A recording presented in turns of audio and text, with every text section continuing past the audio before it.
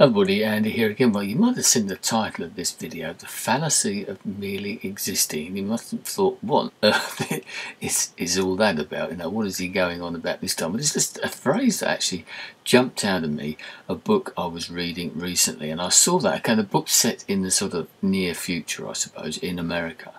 But I saw that and I thought, yeah, it jumps out for a particular reason because it makes you think a little bit, and it got me thinking about other things around what's happened to me recently. Obviously, the fallacy of merely existing. I was basically what the guy's talking about there is the fact that about how so many of us go through life and we merely exist, and there is that's sort of misleading because there's more out there, and that so you can take this in lots of different ways and philosophical arguments and be really profound about it all.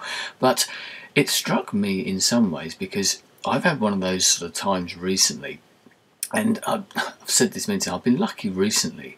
When I sort of left work, when I lost my job and became sort of semi-retired, and I do other little bits and pieces, it has enabled me to do lots of different things that other people aren't always able to do.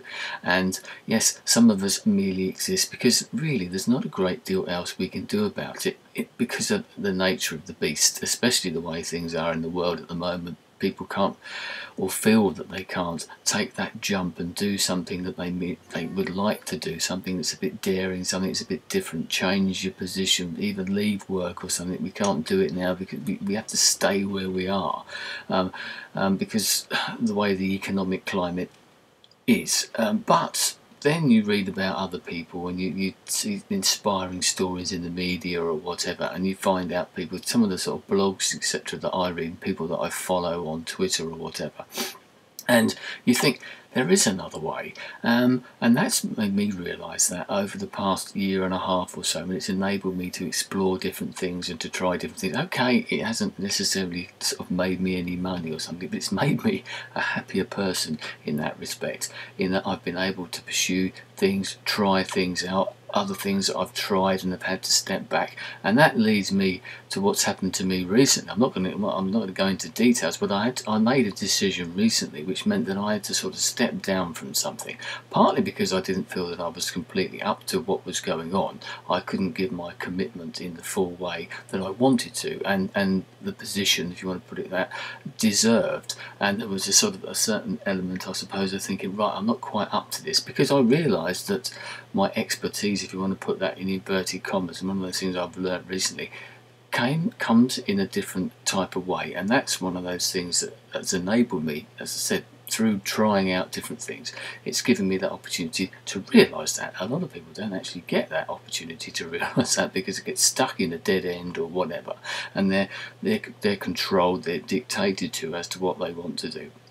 I have a little bit more choice to an extent, so I had that choice to either take that role on in the first place because I had the free time to do it, and I also had that choice to sort of turn around and say, no, sorry, that's not quite for me. I'm still helping, but that's the point. My expertise, if you want to see it, that is obviously in this sphere anyway, is obviously more in a consulting sort of role, an overseeing role, a guiding role, an ideas type of role, that type of thing, helping people out rather than actually controlling it minutely and getting into all the nitty gritty type of thing. And thinking about it's one of those things that I do in other things as well.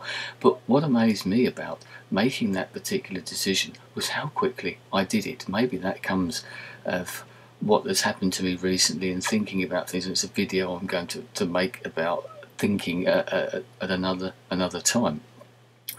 Was that something suddenly struck me, having a conversation with somebody, that made me realise, hang on a minute, what's going on here, because what can happen is if you have the time, you have maybe a certain level of expertise, you get involved with all these different things, and people ask you to get involved in all these different things. And as I've made videos in the past that says, yes, it's great to say yes to these things, but there are occasions when you either have to say no, or you might say yes initially, and then you realise that maybe you're letting yourself in for a bit more than you bargained for, or you realise that you can't actually do this particular role, this particular job to the best of your ability. And I've had to do that recently with a situation I'm really sort of talking about here, but also it's happened to me in the past as well when I've got involved with something that I was interested in, something that I started doing and was getting more and more involved in because I was being asked to get more and more involved, had a little go and then thought,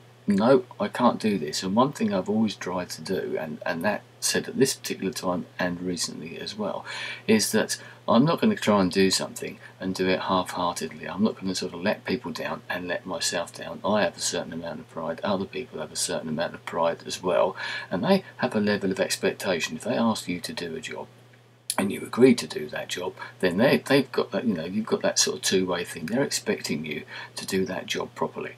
And if you suddenly realise that you can't do that job properly, the best thing that you can do is to tell them straight away. And that's what's happened with both of these occasions. As I said, the decision I made recently came to me very quickly. I was amazed afterwards, and I thought, oh, hang on a minute. It all sort of come to me very quickly, and one thing led to another, and it's like the old dominoes sort of falling down, and you suddenly think, oh, hang on a minute, you might sort of spent one night awake thinking, tossing and turning, thinking about all these things, running it through in your head, and then suddenly you realise, wow, I need to make this decision, and if I'm going to make that decision, I need to make it early rather than later. Another thing that I've learned, I think, recently is that you have to say no to something or withdraw from something, back away from something, you need to pick your moment to do it, and the best time to do it is earlier rather than later. Don't muddle on, carry on doing bits and pieces and struggling through something. It doesn't do you any good,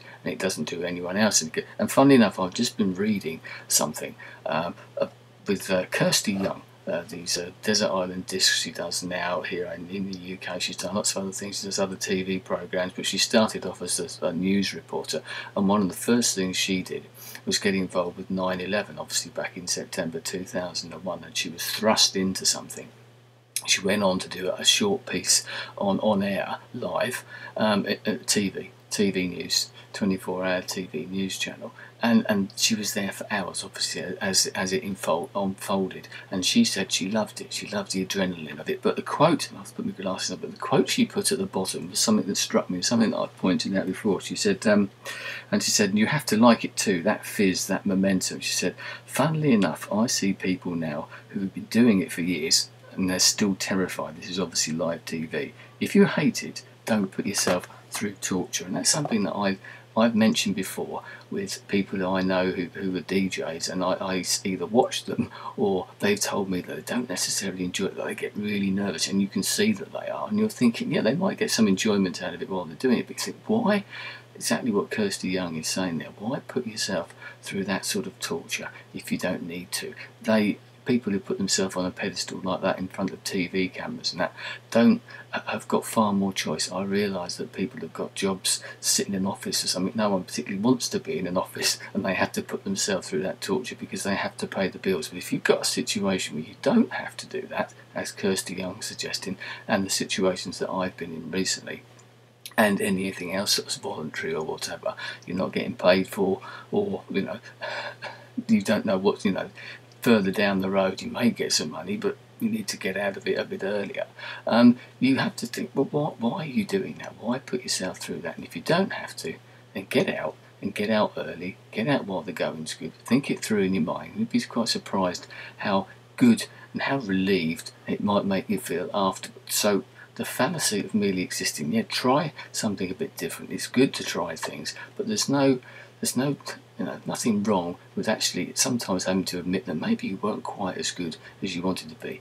Not be scared to admit that there are occasional failures, because if you try things out every so often, you are bound to fail, aren't you? Or maybe not fail, maybe not quite live up to the expectations that you thought. But there's no disgrace in that. It's better to have tried than not tried at all. That old adage about love. Better to have lived and loved and lost than never to have loved at all. You can apply that to so many things. It's better to try something and fail than never try it in the first place. If you don't try it, you never know, do you? But don't stumble on, don't keep going and going and going like a hamster in a wheel at something that you don't enjoy, unless you have to. I understand, as I said, that sometimes we have to do things that we don't like to, but if you don't have to, why bother?